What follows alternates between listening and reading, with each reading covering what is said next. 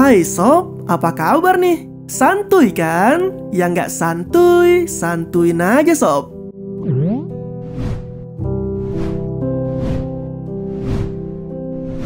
Film diawali dengan memperlihatkan kesibukan di Pulau Yoedo, sebuah pulau kecil yang berada di Seoul. Terlihat juga seorang pria bernama Cho yang bercita-cita untuk menjadi seorang pialang saham yang sukses dengan penghasilan yang tak terbatas. Dan hari itu merupakan hari pertamanya bekerja di DM Securities. Seperti biasanya, Lim Jae-hoon yang merupakan direktur dari perusahaan tersebut mengunjungi para pekerjanya untuk memulai hari itu dengan penuh semangat. Ia begitu terlihat menggebu-gebu seraya memberikan energi yang baik bagi para pekerja untuk bisa terus mencetak keuntungan besar dari komisi yang didapat dari setiap permintaan transaksi semua kliennya. Hal yang sama juga turut dirasakan Cho. Ia yang sedari awal memang sangat bersemangat untuk menjadi pialang yang sukses, nampak sangat bersemangat seolah menemukan jalan untuk meraih kesuksesan sesuai harapannya. Sayangnya, di hari itu Cho masih belum bisa melakukan transaksi satupun. Dan terpaksa hanya ia saja yang tak mendapat komisi sama sekali di hari itu. Tak lama kemudian atasannya mengajak Cho untuk menemaninya bertemu dengan para klien. Dikisahkan bahwa para klien dari perusahaan pialang merupakan para manajer investasi, yang berarti bahwa pertemuannya dengan para klien akan sangat memberikan dampak besar bagi kinerja mereka, termasuk untuk masalah komisi yang nantinya bisa mereka dapatkan. Dalam pertemuan tersebut, semua perkataan yang muncul dari mulut klien langsung dicatat dan direkam oleh Cho, yang memang sedang ingin belajar banyak, terutama agar bisa memperbaiki kinerjanya di kantor. Di malam itu juga, Cho sempat bertemu dengan sahabatnya yang bernama Woo-sung, seorang lulusan universitas top di Amerika yang juga telah lebih dulu sukses dalam dunia kerja. Pria itu juga digambarkan sebagai sosok yang nyaris sempurna, karena tidak hanya memiliki penampilan yang tampan dan sukses, tetapi juga terlahir dari keluarga berada, karena ayahnya merupakan CEO dari perusahaan Woo-sung, yang merupakan salah satu pedagang besar di Asia Tenggara. Persahabatan keduanya pun juga nampak sangat baik. Pria tampan itu juga sempat mengatakan bahwa ia saat ini harus bekerja ekstra keras, karena nantinya ia sendirilah yang akan membangun perusahaannya sendiri. Di hari liburnya, Cho juga masih menyempatkan untuk pulang ke rumah orang tuanya dan membantu aktivitas di kebun. Namun ia harus menghadapi fakta yang menyakitkan, karena sang ayah diketahui telah mengidap tumor kecil di hatinya. Namun besarnya biaya yang dibutuhkan telah menghalangi niat untuk melakukan operasi tersebut. Hal itu juga yang kemudian menjadi motivasi bagi Cho untuk bekerja lebih keras agar bisa mengumpulkan banyak uang demi kesembuhan ayahnya. Di hari yang berbeda, Cho yang selama ini masih juga belum melakukan transaksi, akhirnya mendapat klien untuk pertama kalinya. Seorang klien menginginkan murim elektronik dengan saham senilai 20.000 saat itu juga. Namun Cho yang pada dasarnya masih terlalu baru dan belum begitu paham tentang bahasa yang biasa digunakan dalam transaksi di bursa saham, sempat kebingungan untuk menentukan keinginan dari klien tersebut. Alhasil, ia pun menganalisa sendiri kondisi saham tersebut di lantai bursa dan menentukan untuk membelinya sesuai dengan harga yang diinginkan oleh klien tersebut. Sialnya keputusan itu malah tidak berjalan sesuai seharusnya, karena kliennya ternyata menginginkan untuk menjual dan bukannya membeli saham. Atas kecerobohannya, Cho pun harus menghadap ke para pimpinannya dan dimarahi habis-habisan. Tanpa terasa 10 bulan pun berlalu.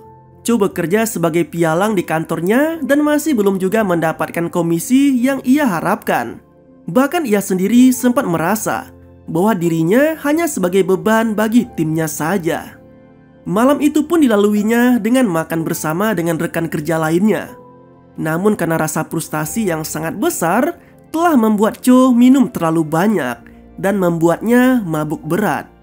Melihat kondisinya yang sangat menyedihkan, salah satu rekan kerjanya yang bernama Yo akhirnya membawa Cho ke tempat spa untuk mendapat pijatan agar ia bisa melepas beban kerjanya.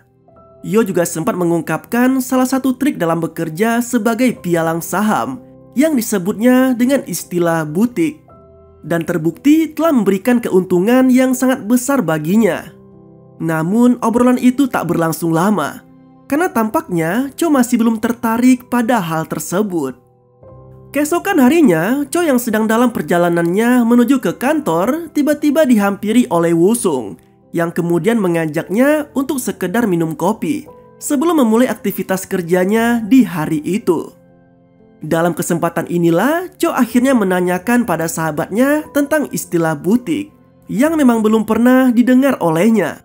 Woo-sung kemudian mengatakan bahwa butik merupakan istilah untuk mengumpulkan uang guna mengeksploitasi bursa saham. Mendengar hal itu, Cho malah merasa semakin tertarik dengan butik dan berencana untuk tetap melakukannya tanpa sepengetahuan sahabatnya sendiri. Di malam harinya, Cho yang telah bertekad untuk mencoba praktek butik akhirnya mendatangi apartemen Yo untuk meminta arahan darinya. Rekan kerjanya itu pun lalu mengungkapkan bahwa ia dulu juga mengawali karirnya sama seperti Cho, dan akhirnya bertemu dengan seseorang bernama Tiket yang dikenalkan oleh atasannya sendiri. Bahkan dalam tugas pertamanya itulah ia langsung mendapatkan komisi hingga mencapai $800.000. Dengan semua penjelasan tersebut membuat Cho semakin tertarik untuk mencobanya. Hingga akhirnya ia pun dijadwalkan untuk bertemu dengan Tiket. Di hari yang telah ditentukan, Cho yang hanya diperbolehkan bertemu Tiket sendirian akhirnya memberanikan diri untuk mendatanginya. Sesuai dengan arahan melalui telepon, akhirnya Cho berhasil menemui Tiket di sebuah atap gedung bertingkat. Di sana sosok tersebut hanya memberikan sedikit gambaran tentang tugas yang harus dijalani olehnya, termasuk dengan membekali Cho dengan sebuah ponsel yang nantinya akan digunakan sebagai alat komunikasi selama transaksi berlangsung. Tiket juga sempat menjelaskan tentang keuntungan yang akan didapat dari transaksi itu yang bernilai mencapai $2 juta. Sedangkan Cho nantinya akan mendapat komisi hingga $500.000. Dan esok pun tiba. Kini waktunya bagi Cho untuk menjalankan praktek butik untuk yang pertama kalinya. Berbekal ponsel yang diberikan oleh Tiket, Cho mulai mengamati pembukaan bursa saham yang akan dimulai. Awalnya Cho sempat ragu, karena Tiket memerintahkannya untuk membeli saham hingga 8.000 sprit. Karena lazimnya hanya ada sekitar 100 sprit saja di bursa saham. Apalagi Tiket juga sempat mengatakan bahwa nantinya akan ada 13.000 sprit yang tersedia. Seolah menegaskan bahwa Cho bukanlah satu-satunya yang menjalankan aksi tersebut. Karena pastinya ada oknum lain yang secara sengaja melakukan sesuatu kesalahan dengan melepas hingga 13.000 sprit saat itu juga. Aksi pun dilakukan. Dan pastinya suara dari banyak transaksi yang dilakukan oleh Cho jelas menarik perhatian semua pekerja di sana, termasuk sang direktur yang juga turut menaruh curiga atas aksi pegawainya itu, yang selama ini memang dianggap kurang greget dalam bekerja.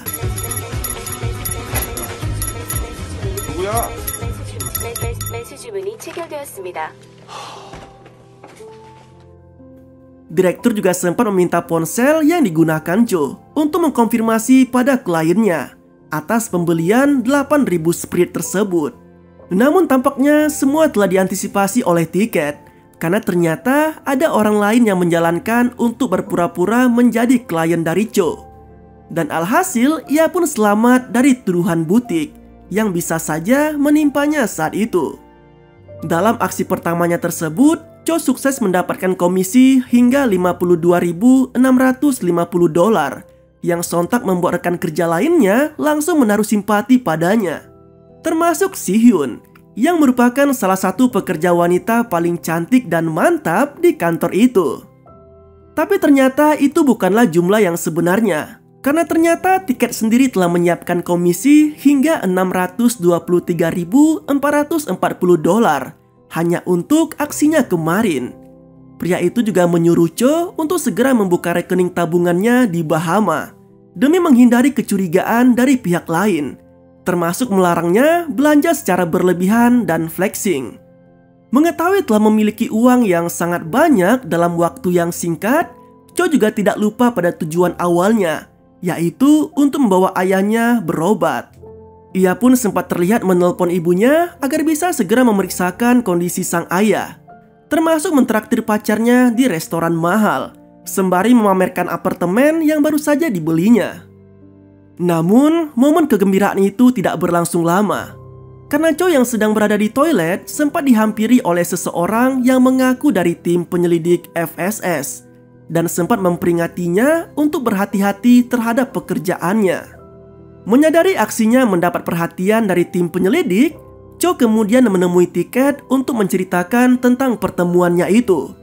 Dan ternyata terungkaplah bahwa pria yang ditemuinya tadi merupakan kepala di tim penyelidik FSS yang bernama Han, dan kerap dijuluki sebagai anjing pemburu.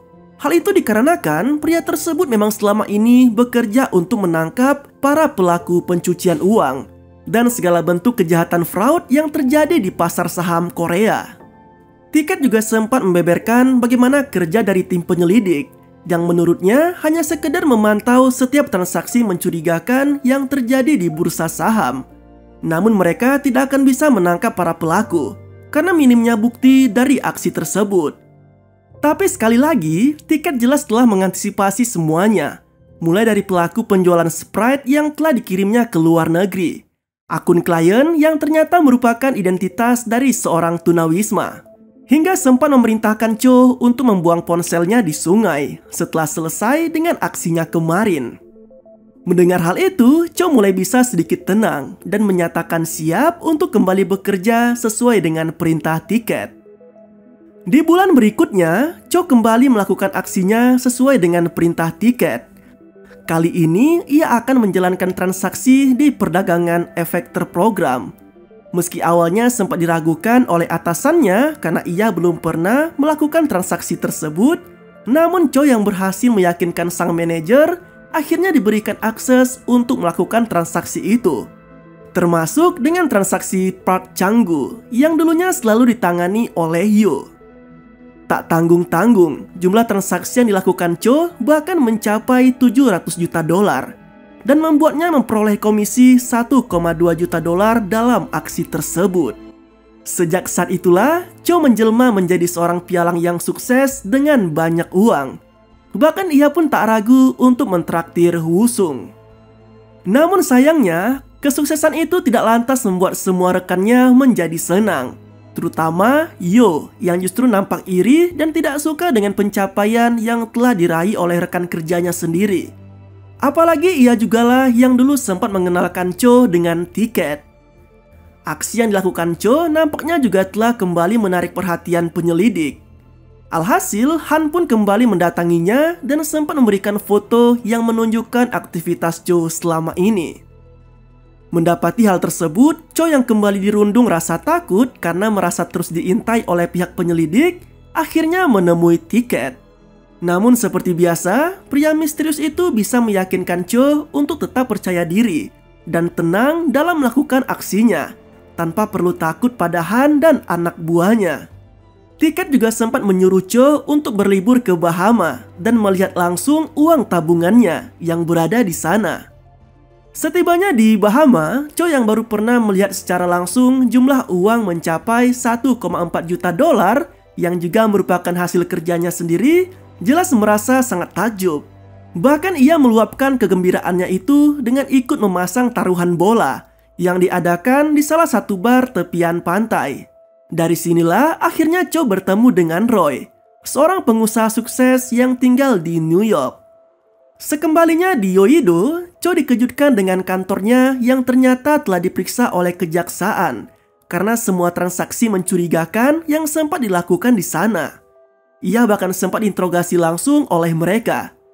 Namun karena tidak adanya bukti yang mengaitkannya dengan sejumlah kasus mencurigakan, maka Cho bisa terbebas dengan begitu saja.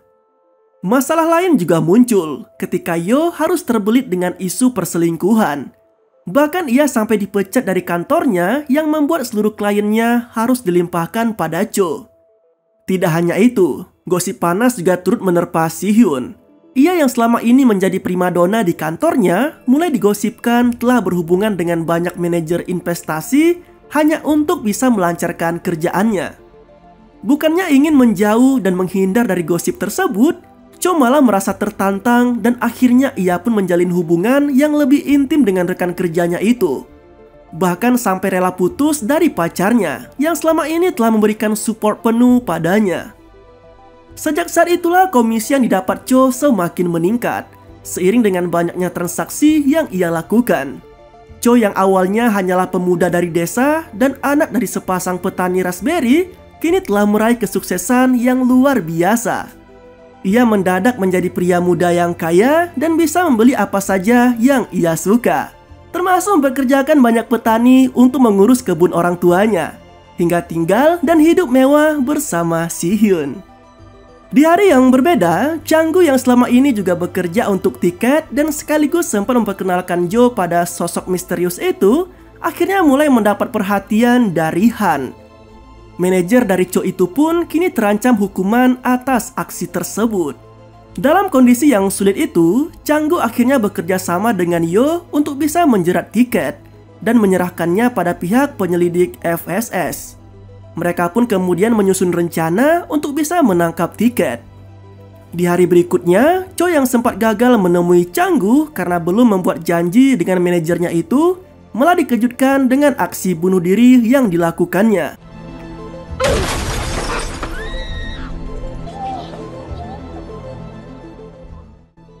Dari sinilah Cho mulai merasa adanya banyak kejanggalan dari semua yang dilaluinya. Apalagi ia juga sempat dikirimi foto yang memperlihatkan dirinya di sekitar TKP, termasuk dengan sosok misterius yang mengikutinya. Sementara itu di pusat kebugaran, Si-hyun yang sedang menjalin hubungan spesial dengan Cho akhirnya turut diperiksa oleh Han. Ketua dari tim penyelidik itu bahkan sampai membawa sejumlah bukti kedekatan Si-hyun dengan para manajer investasi dari berbagai perusahaan lainnya. Alhasil wanita itu pun bisa saja dijerat hukuman, atau setidaknya akan ada sanksi sosial atas skandal tersebut. Sementara itu di stasiun bawah tanah, Cho kembali menemui tiket untuk merencanakan aksi berikutnya, di mana kali ini ia akan melakukan aksi penjualan kosong dengan melibatkan perusahaan pilot.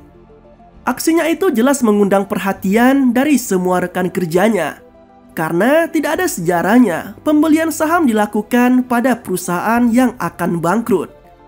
Apalagi ia juga mencurigai adanya keterlibatan tiket dalam insiden kebakaran di perusahaan tersebut yang kemungkinan dilakukan olehnya. Namun Cho tetap melakukannya, hingga kemudian ia pun dipanggil oleh direkturnya. Sementara itu, Si-hyun yang sempat terpojok atas ancaman dari Han akhirnya bekerja sama dengan petugas FSS itu untuk menjerat Cho. Alhasil wanita itu pun sukses mencuri data dari flash disk milik Cho ketika pacarnya itu sedang dipanggil ke ruang direktur. Meski sempat khawatir akan mendapat teguran dari sang direktur, secara tak terduga Cho malah mendapat dukungan dari atasannya itu. Apalagi transaksi pembelian saham yang dilakukannya telah menghasilkan keuntungan hingga 20 juta dolar. Di tempat lain, aksi Yo yang bekerja sama dengan mendiang Chang-gu ternyata telah dicium oleh tiket. Dan akhirnya ia pun menjadi korban yang berikutnya. Yo yang sedang mengendarai mobilnya tiba-tiba dihubungi oleh tiket. Lalu tak lama kemudian mobilnya itu ditabrak oleh truk. Namun untungnya ia tidak sampai tewas dalam insiden itu.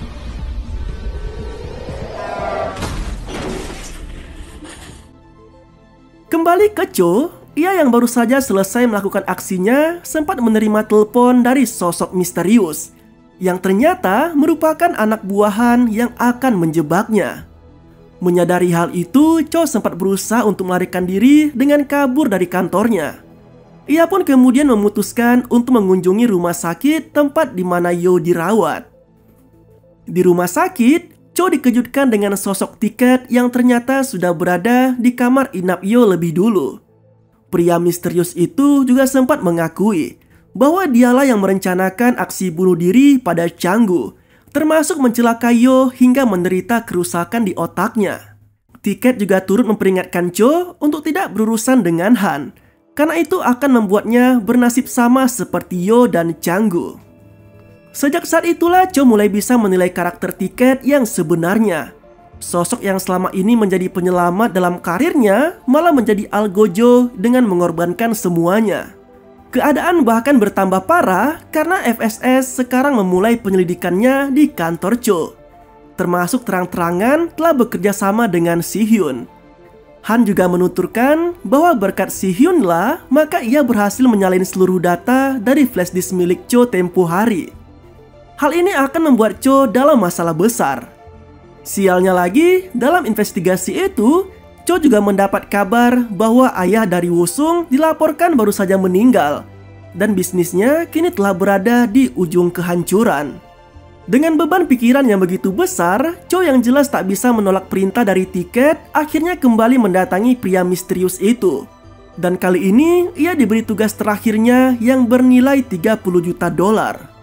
Seolah mendapat ide dari tugas itu, Cho kemudian bekerja sama dengan Woo-sung untuk membeli semua saham dari perusahaan ayahnya yang akan bangkrut dengan menggunakan seluruh uang tabungannya yang ada di Bahama.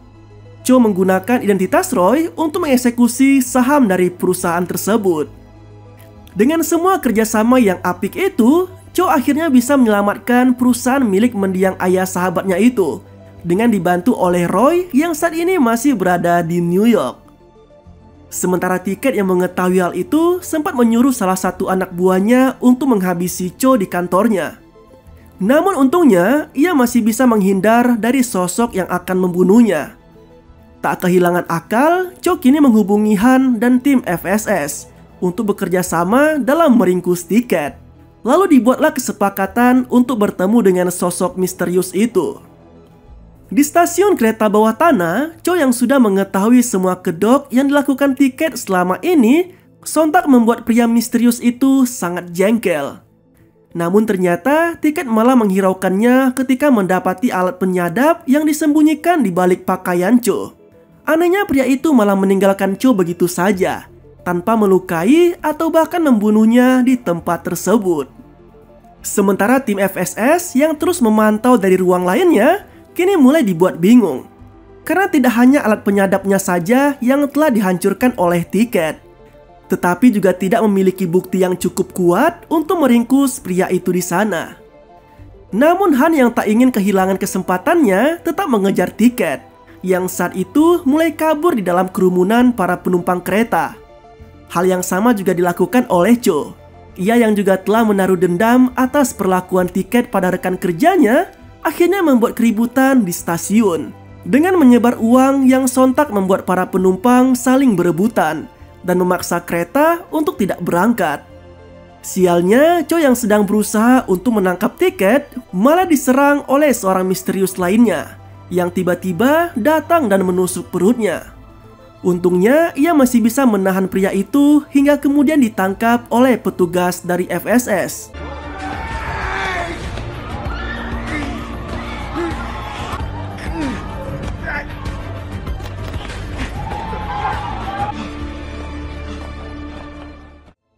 Sedangkan Han yang telah berhasil menemukan Tiket sempat kebingungan ketika targetnya itu menanyakan tentang bukti kejahatan yang dituduhkan padanya.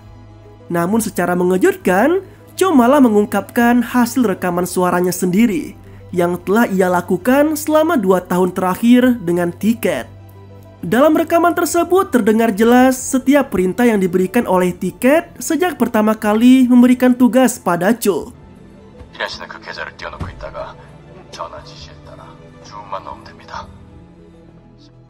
Tidak hanya itu saja, Cho juga ternyata sudah menyiapkan semua ponsel yang selama ini diberikan oleh Tiket dan digunakan dalam setiap aksinya. Ia juga turut memberikan tablet sebagai hadiah untuk anak Han yang ia simpan dalam loker bersamaan dengan barang bukti ponsel lainnya. Sayangnya dalam aksi penangkapan itu, Cho lebih memilih untuk tidak terlibat langsung di dalamnya. Terlebih, ia juga tidak mungkin menjadi saksi dalam kasus itu, yang mungkin saja malah menyeretnya menjadi tersangka. Di akhir film, Cho yang mengalami pendarahan berat di perutnya hanya bisa terduduk di dalam kereta, sembari tersenyum bahagia seolah telah berhasil dengan semua tugasnya selama ini. Dan film pun berakhir dengan begitu tidak santuy.